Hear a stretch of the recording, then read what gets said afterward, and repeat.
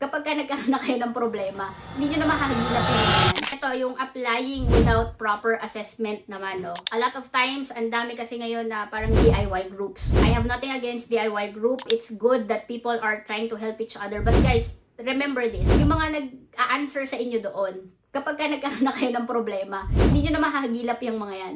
Sabi mo, itong gagawin ko. Tapos sabi mo, okay lang tong ganito, ganyan, ganyan. Hindi nyo na makahagilap yan later on kapag ka nagka-problema yung application ninyo. Saan kayo pupunta? Pupunta na kayo sa licensed professional. Now, if ang application ninyo ay messy na, 'di ba?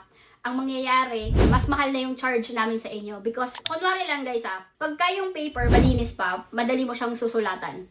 Pero pag crumpled na yan, it's so difficult na i-straighten mo yan and then kasi meron na siyang record of pagiging crumpled.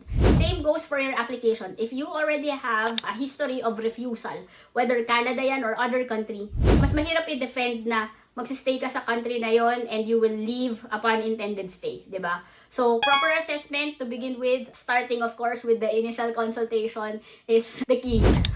Okay? Nakapag-plug pa ako ng consultation,